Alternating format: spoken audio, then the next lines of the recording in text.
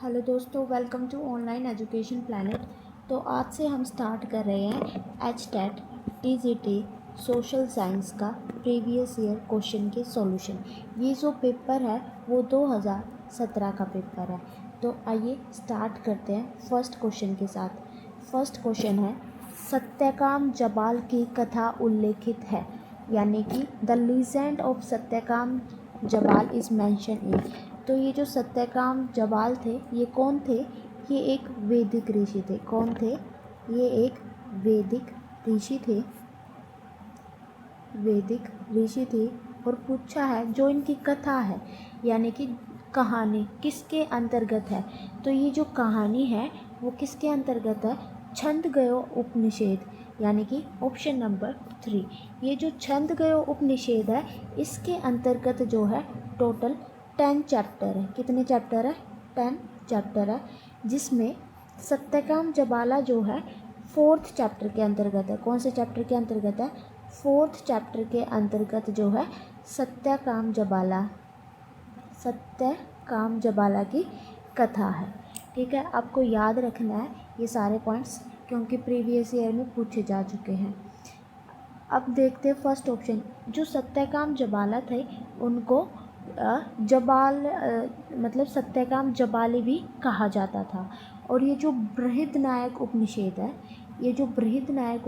है, ये जो है सबसे बड़ा उपनिषद है। अगर क्वेश्चन में कभी भी पूछे कि सबसे बड़ा उपनिषद कौन सा है, सबसे बड़ा उपनिषद कौन सा है, तो वो हमारा हो जाएगा बृहदनायक। क्या हो जाएगा? बृहदनायक। ठीक है। और अगर क्वेश्चन में पूछे सबसे छोटा उपनिषद कौन सा है, तो वो हमारा हो जाएगा मुंडका उपनिषद। कौन सा हो जाएगा? मुंडका उपनिषद। दोनों क्वेश्चन याद रखने हैं आपको, मुंडका उपनिषद। तो इस क्वेश्चन का आंसर मैंने आपको बता दिया है कि जो सत्यकाम जबाला की कथा है वो छंदगयो उपनिषद के अंतर्गत है। मैं दोबारा से रिवाइज़ करा देती हूँ। सत्यकाम जबाला जो है एक वैदिक ऋषि थे और इनकी जो कथा है वो छंदगयो उपनिषद के अंतर्गत है, जिसके अंतर्गत 10 चैप्टर थे। और जो 4th चैप्टर था वो सत्यकाम जबाला की कथा जिसमें मेंशन थी। सबसे बड़ा उपनिषद कौन सा है? हमारा बृहदनायक उपनिषद सबसे बड़ा है। और सबसे छोटा उपनिषद कौन सा है? मुंडका उपनिषद। उम्मीद करती हूँ कि आपको समझ आ गया होगा। नेक्स्ट है, नीचे दिए गए कुटों का प्रयोग करते हुए भारत की संविधान सभा के उपाध्यक्षों को पहचानिए। इसमें हमें बताना है, आइडेंटिफाई करना है कि जो हमारी कॉन्स्टिट्यूएंट असेंबली थी उसके वाइस प्रेसिडेंट कौन थे। तो सबसे पहले हम जानेंगे कॉन्स्टिट्यूएंट असेंबली के बारे में, कुछ फैक्ट जान लेते जो कि पेपर में पूछा जाता है। सबसे पहले जो हमारी कॉन्स्टिट्यूएंट असेंबली थी यानी कि संविधान सभा थी, उसका जो आइडिया था वो किसने दिया था, यानी कि जो प्रस्ताव था वो किसने दिया था? फर्स्ट टाइम वो दिया गया था 1934 में M.N. रॉय द्वारा। आपको याद रखना है कि संविधान सभा का सबसे पहला प्रस्ताव 1934 में M.N. रॉय द्वारा दिया गया था। और कॉन्स्टिट्यूएंट असेंबली के जो चेयरमैन थे, अध्यक्ष थे, जो टेम्परेरी थे यानी कि कुछ समय के लिए बनाए गए थे, वो कौन थे? सचिन आनंद सिन्हा। कौन थे? सचिन आनंद सिन्हा जो है कॉन्स्टिट्यूएंट असेंबली के टेम्परेरी चेयरमैन थे। कौन थे? Temporary chairman. फिर जो है परमानेंट चेयरमैन किसको बनाया गया? परमानेंट चेयरमैन आप सबको पता ही होगा, वो थे हमारे डॉक्टर राजेंद्र प्रसाद। इनको जो है संविधान सभा का परमानेंट प्रेसिडेंट बनाया गया था। ठीक है। अब है वाइस प्रेसिडेंट के बारे में बात कर लेते हैं। सबसे पहले संविधान सभा के वाइस प्रेसिडेंट कौन थे जो कि क्वेश्चन में पूछा गया है? वो थे H.C. मुखर्जी। कौन थे? H.C. मुखर्जी। इसके बाद कौन बने थे? वो थे V.T. कृष्णमाचारी। कौन थे? V.T. कृष्णमाचारी जो है सेकंड वाइस प्रेसिडेंट थे। ठीक है। अब अगर पूछ ले कॉन्स्टिट्यूएंट असेंबली के एडवाइज़र कौन थे? असेंबली के एडवाइज़र, अगर एडवाइज़र पूछे तो क्या होगा, हमारा आंसर हो जाएगा BN राव। ठीक है, BN राव। तो ये कुछ फैक्ट जो आपको याद रखना है। इस क्वेश्चन में पूछा है कि वाइस प्रेसिडेंट ऑफ इंडिया यानी कि कॉन्स्टिट्यूएंट असेंबली के वाइस प्रेसिडेंट कौन कौन थे। तो कौन कौन थे, BN राव तो कौन थे कॉन्स्टिट्यूएंट असेंबली के, मैंने अभी आपको बताया ये कौन थे, एडवाइज़र यानी कि सलाहकार थे, याद रखना आपको। HC मुखर्जी भी वाइस प्रेसिडेंट थे। VT कृष्णामाचारी भी जो सेकंड वाइस प्रेसिडेंट थे। ठीक है, ठीक है। और ये जो GV मालवंकर थे, ये कौन थे, ये मतलब स्पीकर थे, फर्स्ट स्पीकर थे लोकसभा के अंतर्गत, आपको याद रखना है। BN राव जो है एडवाइज़र थे, HC मुखर्जी वाइस प्रेसिडेंट थे, और VT कृष्णामाचारी भी वाइस प्रेसिडेंट थे, और GV मालवंकर जो है फर्स्ट स्पीकर थे लोकसभा के अंतर्गत। तो इसमें हमें वाइस प्रेसिडेंट बताना है, यानी कि B और C, हमारा ऑप्शन नंबर 4 जो है बिल्कुल ठीक हो जाएगा। नेक्स्ट क्वेश्चन है, मध्य अटलांटिक कटक किसका उदाहरण है। The mid Atlantic ridge is an example हो। तो ये जो कटक होता है, ये रिज क्या होती है, ये रिज एक श्रृंखला होती है, यानी कि जहाँ पर पर्वतों की एक श्रृंखला होती है, ये क्या होती है, एक रिज होती है। इसको क्या बोलते हैं, एक रिज, यानी कि पर्वतों की एक श्रृंखला। आपको समझ आ गई होगी कि रिज क्या होती है। तो हमसे पूछा है कि मिड अटलांटिक रिज किस चीज़ का उदाहरण है। तो ये जो मिड अटलांटिक रिज है, ये किसके अंतर्गत है, ये हमारा अटलांटिक ओशन के अंतर्गत है। कहाँ पर है, अटलांटिक ओशन के अंतर्गत है,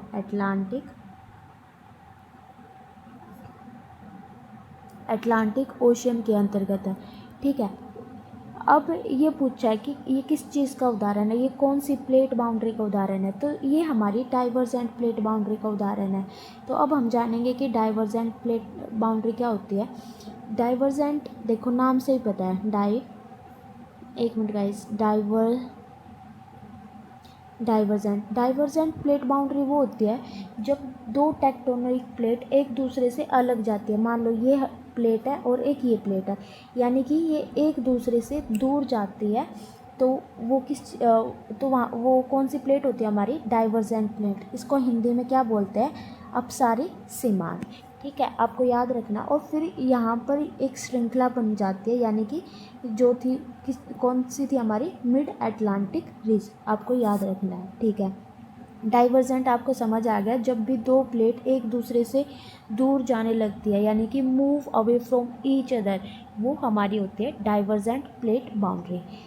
अब हम देखेंगे नेक्स्ट ऑप्शन है convergent plate boundary. Convergent plate boundary क्या होती है, कौन सी है ये, कन्वर्जेंट प्लेट बाउंड्री। इसको हिंदी में भी देख लेना आप, अभिसारी सीमांत, हिंदी में क्या बोलते हैं, अभिसारी सीमांत। तो ये जो कन्वर्जेंट प्लेट बाउंड्री होती है, ये होती है जब दो प्लेट एक दूसरे के पास आने लगती है। क्या होती है, जब दो प्लेट एक दूसरे के पास आने लगती है, तो वो हमारी होती है कन्वर्जेंट प्लेट बाउंड्री। और इसका एग्जाम्पल कौन सा पूछा जाता है, इसका एग्जाम्पल पूछा जाता है पैसिफिक रिंग ऑफ फायर। ठीक है, एग्जाम्पल ये बिल्कुल याद रखना है, पैसिफिक रिंग ऑफ फायर। ठीक है, ये क्या है, कन्वर्जेंट प्लेट बाउंड्री का उदाहरण है।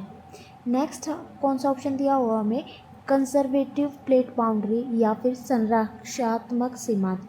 तो ये जो कन्वर्जेंट प्लेट बाउंड्री होती है, कौन सी, कन्वर्जेंट। थर्ड देखते हैं हम, कन्वर्जेंट प्लेट बाउंड्री होती है, या फिर इसको हम बोलते हैं ट्रांसफॉर्म प्लेट बाउंड्री। क्या बोलते हैं, transform plate boundary. Transform plate boundary होती है जब दो प्लेट एक दूसरे से टकरा जाती है, यानी कि ये हमारी होती है कन्वर्जेंट प्लेट बाउंड्री। ठीक है, आपको तीनों प्लेट बाउंड्री मैंने याद करा दी है, तीन तरह की होती है। एक होती है डाइवर्जेंट, दूसरी कौन सी होती है हमारी, कन्वर्जेंट, और तीसरी होती है हमारी ट्रांसफॉर्म प्लेट बाउंड्री। ठीक है, आपको तीनों याद रखनी है। डाइवर्जेंट प्लेट बाउंड्री वो होती है जब दो प्लेट एक दूसरे से अलग जाती है, दूर जाती है। कन्वर्जेंट में देखो, कन्वर्ज शब्द से ही है, यानी कि एक दूसरे के पास आती है। और कंजर्वेटिव में क्या होता है, जब एक दूसरे के ऊपर आती है। ठीक है, तीनों आपको समझ गए। आ गया होगा। लेकिन जो हमारा मिड अटलांटिक रीज है वो किस चीज़ का एग्जाम्पल है, वो है डाइवर्जेंट प्लेट बाउंड्री का। नेक्स्ट क्वेश्चन पे चलते हैं। कयाल निम्नलिखित में से भारत के किस तट की एक विशेषता है? तो इसमें पूछा है कि kayal are a distinguished features of which of the following coast of India. सबसे पहले हम जानेंगे कि कयाल क्या होती है। तो कयाल जो है मोस्टली नहीं, यानी कि केरला की जो लगून झील होती है, यानी कि जो छोटी झील होती है, उसको क्या बोला जाता है, कयाल। यानी कि केरला की जो लगून झील होती है उसको क्या बोलते हैं, कयाल बोलते हैं। और ये कहाँ पर है, तो ये जो है मालाबार कोस्ट पर है। कहाँ पर है ये, मालाबार कोस्ट पर है, मालाबार कोस्ट पर है। और ये कैसे बनती है, ये रिवर से बनती है, यानी कि रिवर से बनती है ये झीलें। जैसे ये रिवर जा रही है, फॉर एग्ज़ाम्पल ये रिवर जा रही है, किसी भी नेचुरल कोई भी बैरियर आता है, कोई भी बाधक आता है, उससे साइड में एक ही फॉर्मेशन हो जाता है, ये हमारे लगून्स बोला जाता है इनको। ये हमारी क्या होती है, लगून्स। ठीक है। कयाल को एक नाम से और जाना जाता है जिसको क्या बोलते हैं, बैक वाटर। क्या बोलते हैं, बैक वाटर। तो इसमें पूछा था जो कयाल है वो निम्नलिखित किस तट पर बनती है। तो जो कयाल झील है वो मालाबार तट पर बनती है। मालाबार तट की एक विशेषता है। और ये क्या होती है, केरला की लगून झील होती है। ठीक है, आपको समझ आ गया होगा।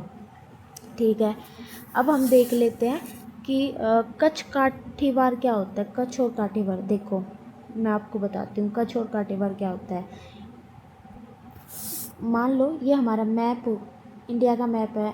ड्राइंग मेरी थोड़ी ख़राब है। ये मान लो ये इंडिया का मैप है। ठीक है, ये जो ऊपर वाला हिस्सा होता है ये हमारा होता है कच्छ। हमें जब हम ज्योग्राफी पढ़ते हैं ना, तो हमें हर वर्ड का मतलब मोस्टली पता होना चाहिए कि क्या चीज़ कहाँ पे है। ठीक है, ये कच्छ है और ये नीचे वाला हिस्सा क्या होता है, काठीवार होता है। ठीक है, अब आप धीरे धीरे, ये हमारा क्या होता है, कोंकण कोस्ट। कौन सी होती है, कोंकण कोस्ट। ठीक है, यानी कोंकण तट, जो कि कहाँ से लेके कहाँ तक होता है, ये हमारा होता है गुजरात से लेके गोवा तक। याद रखना आपको, पहले होता है कच्छ, फिर काठीवार, फिर ये हमारा होता है कोंकण कोस्ट, फिर हमारा क्या होता है, मालाबार कोस्ट। ये हमारा क्या होता है, मालाबार कोस्ट। ठीक है, अब इसमें कोरोमंडल कोस्ट और दिया हुआ है। कोरोमंडल कोस्ट हमारा यहाँ पे होता है और ये किसके बीच में होता है, कहाँ पर होता है, ये तमिलनाडु और आंध्र प्रदेश में होता है। तमिलनाडु और आंध्र प्रदेश के अंतर्गत। ठीक है, नेक्स्ट क्वेश्चन है, इसका आंसर क्या हो जाएगा, मालाबार, ऑप्शन नंबर 4। नेक्स्ट पे देखते हैं, मिल्पा एक स्थानांतरित खेती जो कि की जाती है। इसमें पूछा है स्थानांतरित खेती जो कि मिल्पा वो कहाँ पे की जाती है। सबसे पहले हम जानेंगे कि स्थानांतरित खेती या फिर शिफ्टिंग कल्टीवेटेड क्या होती है। शिफ्टिंग कल्टीवेटेड क्या होती है, मतलब पहले हम जान लेते हैं, ये जो शिफ्टिंग कल्टीवेटेड होती है ये कौन करते हैं, ये ट्राइबल एरिया के लोग या फिर जो आदिवासी समूह है उसके द्वारा मोस्टली की जाती है। ठीक है, दूसरा इसमें मेन पॉइंट होता है, शिफ्टिंग कल्टीवेटेड क्या होता है, यानी जंगलों के अंतर्गत पेड़ों को काटकर साफ कर दिया जाता है और उन्हें जला दिया जाता है। और जो साफ़ की गई ज़मीन है उस पर जो है आदिवासी या फिर ट्राइबल एरिया जो है खेती करते हैं। जब वो फसल कट जाती है फिर उस जगह को छोड़कर दूसरी जगह शिफ्ट हो जाते हैं, यानी कि कभी भी ये एक जगह रहकर खेती नहीं करते, फिर दूसरी जगह जाएंगे, वहाँ पर जंगल को साफ़ करेंगे जलाकर और फिर वहाँ पर खेती करेंगे, फिर वहाँ से कहीं और शिफ्ट हो जाएंगे। ऐसे क्या होता है, जो ज़मीन मतलब जहाँ पर खेती की थी तब तक उसकी जो भी प्राकृतिक वनस्पति है वो वापस आ जाती है। ठीक है, तो शिफ्टिंग कल्टीवेशन आपको ध्यान रखना, बहुत बार पूछी जाती है, बहुत बार। और शिफ्टिंग कल्टीवेशन को जो है अलग अलग जगह पर अलग अलग नाम से जाना जाता है। ठीक है, तो ये जो मिल्पा है ये किसके अंतर्गत जाना जाता है? मिल्पा, मैक्सिको में शिफ्टिंग कल्टीवेटेड को मिल्पा कहा जाता है। और कहाँ कहा जाता है मिल्पा? और सेंट्रल अमेरिका के अंतर्गत भी इसको मिल्पा कहा जाता है, याद रखोगे। नॉर्थ ईस्ट इंडिया के अंतर्गत इसको है झूमिंग कल्टीवेशन कहा जाता है। क्या बोला जाता है? झूमिंग कल्टीवेशन। झूमिंग कल्टीवेशन का तो आप सबने नाम ही सुना होगा, झूमिंग कल्टीवेशन कहा जाता है। ठीक है, फिर इंडोनेशिया में क्या कहा जाता है? इंडोनेशिया में जो है इसको क्या बोला जाता है? लदांग बोला जाता है। क्या बोला जाता है? लदांग। ठीक है, और क्या रह गया हमारा? थाईलैंड। थाईलैंड के अंतर्गत इसको तमाराई बोला जाता है, तमाराई। कोई भी प्रोनाउंसिएशन अगर गलत हो जाए तो प्लीज़ मुझे माफ़ कर देना। नेक्स्ट क्वेश्चन है, जब तकनीकी प्रतिस्थापन की सीमांत दर स्थिर होती है तब उत्पादन संभावना वक्र होगा, यानी कि if marginal rate of technical substitution is constant then production possibility curve क्या होगी? सबसे पहले हम जानेंगे MRTS, marginal rate of technical substitution क्या होता है? ये होता है, अगर आप इसके मतलब पहले मैं आपको समझाती हूँ। ये जो होता है marginal rate of technical substitution होता है, इसके अंतर्गत क्या होता है? हमारे पास दो फैक्टर होते हैं। ठीक है, हमारे पास दो फैक्टर होते हैं। मान लेते हैं वो दो फैक्टर है लेबर और एक मान लेते हैं कैपिटल। दो फैक्टर होते हैं लेबर और कैपिटल। इसमें क्या होता है, अगर आप एक यूनिट लेबर की बढ़ाओगे तो कैपिटल की कितनी यूनिट को सेक्रीफाइस करना होगा, यानी कि आउटपुट हमारा सेम रहना चाहिए। फॉर एग्ज़ाम्पल लेबर 1 2 3 4 मान लेते हैं हम। कैपिटल यहाँ 10, यहाँ 7, यहाँ 5, यहाँ 4। देखो MRTS क्या होता है, यानी कि एक लेबर था तो कैपिटल कितनी थी? 10। हमने लेबर बढ़ा दी एक, तो कैपिटल कितनी सेक्रीफाइस की, कितनी कम की? 3 कम की, ताकि हमारा जो आउटपुट है वो सेम रहे। तो ये MRTS हो जाता है 3:1, यानी कि इसकी डेफिनेशन होती है, अगर आप एक यूनिट लेबर की बढ़ाना चाहते हो तो कैपिटल की कितनी यूनिट आप सेक्रीफाइस करोगे ताकि आउटपुट हमारा सेम रहे। तो आपको MRTS पता लग गया होगा। MRTS का फॉर्मूला होता है डेल्टा K बटे में डेल्टा L, यानी देखो डेल्टा K का मतलब हमारा क्या होता है इसके अंतर्गत?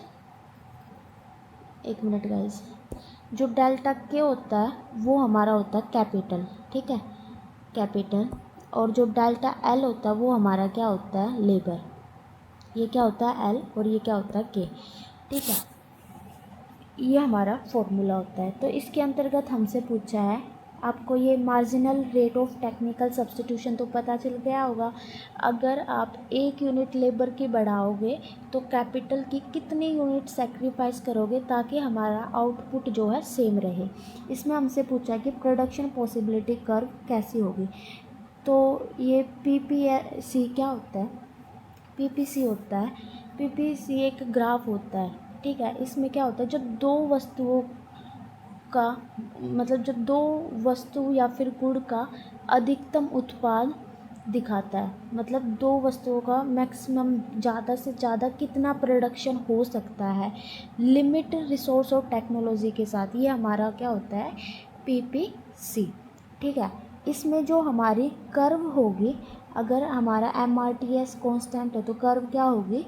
हॉरिजेंटल लाइन, यानी पैरेलल टू एक्स एक्सिस के पैरेलल होगी। उम्मीद करती हूँ कि आपको ये क्वेश्चन समझ आया होगा, क्योंकि मैंने बहुत कोशिश की है समझाने की। नेक्स्ट है, भारतीय संविधान में सेकुलरवाद में शामिल नहीं है। इसमें पूछा कि सेकुलरिज्म इन इंडिया, सेकुलरिज्म जो कि इंडियन कॉन्स्टिट्यूशन में है उसके अंतर्गत क्या इंक्लूड नहीं है। सबसे पहले हम जानेंगे कि सेक्युलरिज्म क्या होता है। सेक्युलरिज्म में होता है जहाँ सभी धर्मों को समान दर्जा मिलता है, यानी कि सभी धर्मों को समान दर्जा मिलता है, सभी धर्मों को समान दर्जा या फिर मान्यता मिलती है। इसमें क्या होता है, जो स्टेट होता है यानी कि जो राज्य होता है वो किसी एक धर्म को अपना मतलब धर्म नहीं बता सकता कि भाई ये पूरे मतलब ये स्टेट का, यानी कि इसमें जो सब धर्म होते हैं वो बराबर होते हैं। ठीक है, तो ये जो सेक्युलरिज्म वर्ड था ये कब ऐड हुआ था, याद रखना है आपको। 42 हमारा कॉन्स्टिट्यूशन अमेंडमेंट एक्ट हुआ था 1976 के अंतर्गत, जिसके अंतर्गत जो इंडिया क्या है, सोवरन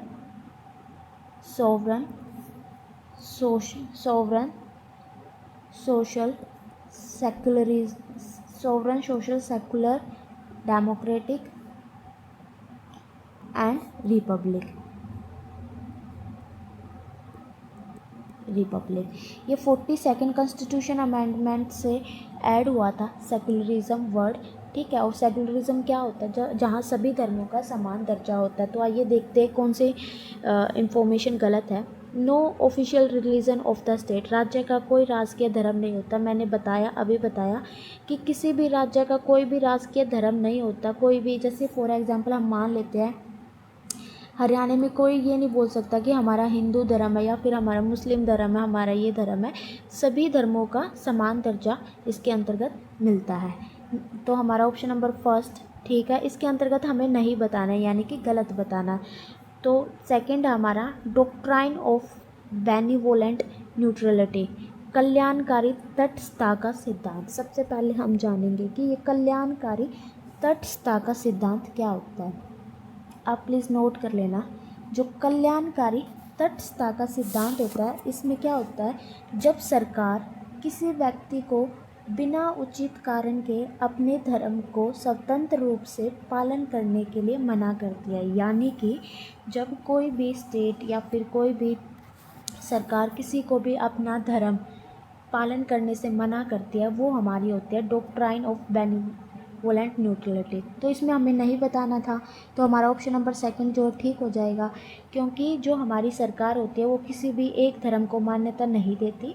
वो बोलती है कि स्वतंत्र रूप से आप अपने धर्म का पालन करो। तो ये हमारी नेगेटिव स्टेटमेंट हो जाएगी। तो हमारा ऑप्शन नंबर सेकंड जो इसका आंसर हो गया। नेक्स्ट है सीमांत बचत प्रवृत्ति, डेल्टा इज इक्वल टू में परिवर्तन, वाई इज इक्वल टू में आय एवं एस इज इक्वल टू में बचत। इसमें पूछा कि मार्जिनल प्रोपेंसिटी टू सेव का फॉर्मूला क्या होता है।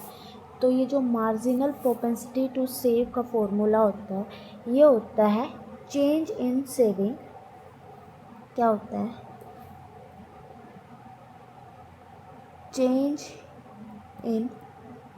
चेंज इन सेविंग बटे में चेंज इन टोटल इनकम। ठीक है, टोटल इनकम ये हमारा फॉर्मूला होता है। अब इसमें बताया हुआ है, ठीक है, डेल्टा इनकम को क्या बोला है, वाई, यानी कि डेल्टा वाई बटे में क्या होता है सेविंग। सेविंग को क्या किस चीज़ से डिनोट किया है, यानी कि डेल्टा एस अपॉन में डेल्टा वाई। पर अब हम जानेंगे कि मार्जिनल प्रोपेंसिटी टू सेव क्या होता है। मार्जिनल क्या होता है, मतलब मार्जिन क्या होता है, यानी बढ़ा हुआ। ठीक है, इसका मतलब हो गया मार्जिनल प्रोपेंसिटी टू सेव का मतलब हो गया यानी कि इनकम में वृद्धि का वो हिस्सा जिसे खर्च नहीं किया जा सकता, यानी कि बढ़ी हुई इनकम का वो हिस्सा जिसे खर्च नहीं किया जा सकता, सेव किया जाता है, वो हमारा होता है MPS। आपको समझ आ गया होगा। और इसकी वैल्यू के बारे में पूछते हैं। इसकी वैल्यू जो है 0 से 1 के बीच में रहती है। नेक्स्ट है निम्नलिखित किस नदी में माजुली द्वीप स्थित है। इसमें पूछा है in which of the following river Majuli river island is situated. तो ये जो माजुली रिवर है ये हमारा ब्रह्मपुत्रा रिवर के अंतर्गत है, जो कि असम में है। ठीक है, और ये जो है world largest river line island है। वर्ल्ड लार्जेस्ट यानी दुनिया का सबसे बड़ा river line island. Riverine island कौन से होते हैं?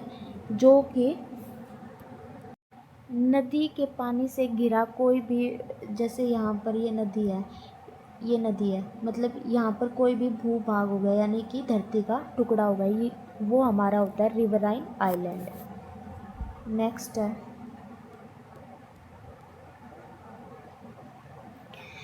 Inter tropical convergence zone is located at. अंतर उष्णकटिबंधीय अभिसरण क्षेत्र ITCZ अवस्थित है। तो ये जो ITCZ है ये इक्वेटोरियल रीजन के अंतर्गत होता है। मैं आपको थोड़ा बता देती हूँ। मान लो ये हमारी अर्थ है, ठीक है, अर्थ है, ये हमारा क्या हो गया? इक्वेटर, ठीक है, 0 डिग्री इक्वेटर। ये सूर्य हो गया, सूर्य से किरणें डायरेक्ट इस पर गिरती हैं, सॉरी, ये हमारा सूर्य हो गया, ये 90 डिग्री पर गिरेगी। अब देखो जहाँ पर मतलब अगर ये सूर्य की किरणें यहाँ पर डायरेक्ट गिरेगी तो यहाँ पर क्या होगा? हाई टेम्परेचर होगा। अगर टेम्परेचर हाई होता है तो हमारा प्रेशर क्या होता है? लो प्रेशर, यानी कि यहाँ पर कौन सा होगा? हमारा लो प्रेशर बेल्ट होगी। आपको समझ आ गई लो प्रेशर क्यों होगा? क्योंकि जहाँ पर उल्टा होता है, अगर टेम्परेचर हाई होगा तो लो प्रेशर बेल्ट होगी, और अगर टेम्परेचर कम होगा वहाँ पर हाई प्रेशर बेल्ट रहेगी। ठीक है, आपको ये याद रखना है। यहाँ पर हाई टेम्परेचर क्यों रहेगा? क्योंकि यहाँ पर जो सूर्य होता है उसके 90 डिग्री पर जो किरण जो है बिल्कुल सीधी आती है, तो यहाँ पर हाई प्रेशर होगा, इसलिए ये लो प्रेशर है। तो जो हमारा ITCZ होता है ये कहाँ पर होता है? ये इक्वेटर यहाँ पर होती है, ठीक है। देखो ये लो प्रेशर बेल्ट होती है, ये हमारी क्या होती है? हाई प्रेशर बेल्ट होती है, ठीक है, हाई प्रेशर बेल्ट होती है। और जो हवा होती है वो कैसे चलती है? हाई प्रेशर से लो प्रेशर की तरफ जो है हमारी विंड चलती है, यानी कि इसके अंतर्गत जो विंड है वो कैसे चलेगी? ऐसे चलेगी। कैसे चलेगी? ऐसे चलेगी। लेकिन एक हमारा कोरोलिस फोर्स होता है, आपको याद रखना है, कोरोलिस फोर्स होती है, जिसके कारण जो नॉर्थन हेमिस्फीयर होता है, ये जो हमारा नॉर्थन हेमिस्फीयर है, इसके अंतर्गत जो हवा होती है उसको अपने राइट तरफ मोड़ देता है, ठीक है, और साउदर्न हेमिस्फीयर में लेफ़्ट तरफ मोड़ देता है, ठीक है।